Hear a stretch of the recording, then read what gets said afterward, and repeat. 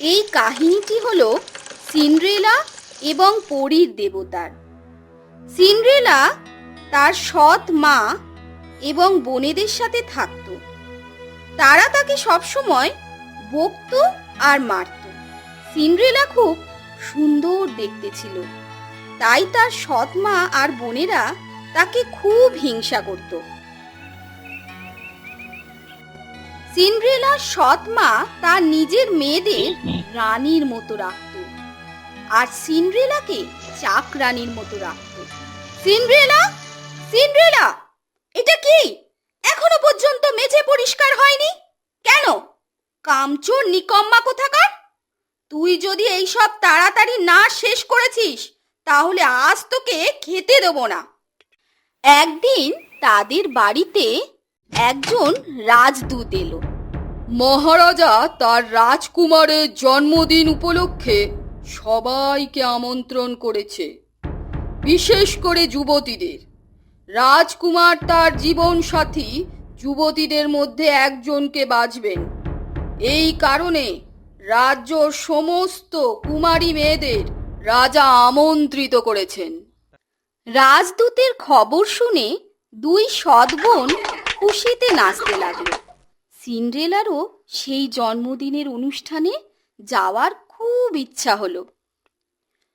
যদি সিন্ড্রেলা জন্মদিনের অনুষ্ঠানে যায় তাহলে রাজকুমার ওকেই পছন্দ করবে। তাই জন্য ওকে এমন ভাবে কাজে ব্যস্ত রাখতে হবে যাতে ওর নিজের ড্রেস তৈরি করতে না পারে। সিন্ড্রেলা, এই নাও রেশম, আমার মেয়েদের জন্য ভালো ভালো ড্রেস তৈরি করে দাও। মা, যদি কাপড় বেশি হয় তাহলে আমি আমার জন্য কি একটা ড্রেস বানাতে পারি? আচ্ছা, তোরও ড্রেস লাগবে, ঠিক আছে, কিন্তু আমার একটি শর্ত আছে। আগে আমার মেয়েদের ড্রেস বানাতে হবে। ঘরের সব কাজ শেষ করতে হবে, তারপরে তুই তোর ড্রেস বানাবি। বেচারি সিন্ড্রেলা দুদিন ধরে তার সৎ বোনেদের ড্রেস তৈরি করলো, আর মাত্র একদিন বাকি ছিল অনুষ্ঠানে। কিন্তু তার সৎ মা তাকে সারা দিন বাড়ি পরিষ্কার করার কাজ এমন দিল, সিন্ড্রেলা চিন্তায় পড়ে গেল কি করবে। অবশেষে সেই দিনটা এসেই গেল। সিন্ড্রেলার বোনেরা তার হাতের তৈরি ড্রেস পরে একটি ঘোড়ার গাড়িতে চড়ে অনুষ্ঠানে চলে গেল, আর বেচারি সিন্ড্রেলা তাদেরকে দেখতেই থাকলো। যদি আমিও যেতে পারতাম। আর ঠিক তখনই একটি সুন্দর পরী তার সামনে এলো। আপনি কে? আমি একজন পরী, তোমার ইচ্ছা পূরণ করতে এলাম। আপনি কি আমাকে অনুষ্ঠানে নিয়ে যেতে পারবেন? পরী মাথা নাড়ল আর তার জাদু ছড়ি ঘোরালো যাতে সিন্ড্রেলার ছেঁড়া ড্রেসটি একটি নতুন ড্রেসে পরিণত হয়।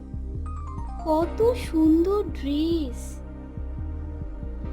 তারপর পরী তার জাদুর ছড়ির সাহায্যে একটি কুমড়ো থেকে গাড়ি বানিয়ে দিল, আর 3টি ইঁদুর থেকে একটি চালক ও 2টি ঘোড়া বানিয়ে দিল। তার সেই সুন্দর ড্রেসের সঙ্গে একজোড়া জুতোও তাকে দিল। ঠিক আছে, তুমি এখন অনুষ্ঠানে যাওয়ার জন্য তৈরি, কিন্তু তোমাকে রাত 12টার মধ্যে ফিরে আসতে হবে, নইলে তুমি সেই আগের অবস্থায় ফিরে চলে আসবে। আমি মনে রাখবো পরী, ধন্যবাদ। তারপর সিন্ড্রেলা খুশিতে গাড়িতে উঠে চলে গেল। সে রাজমহলে পৌঁছে গেল। সবাই তাকেই দেখতে লাগলো, এমনকি তার সৎ মা ও বোনেরা তাকে চিনতেই পারল না। রাজকুমার তার সঙ্গে নাচার জন্য সিন্ড্রেলাকে অনুরোধ করল এবং সিন্ড্রেলাও নাচার জন্য রাজকুমারের সঙ্গে আগ্রহী হলো। নাচতে নাচতে হঠাৎ সিন্ড্রেলার ঘড়ির দিকে নজর গেল। আরে, 12টা তো বাজতে যায়।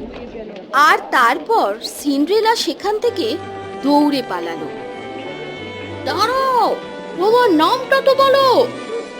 রাজকুমার সিন্ড্রেলার পেছনে দৌড়ে গেল, কিন্তু সে সেখান থেকে দৌড়ে চলে যায়।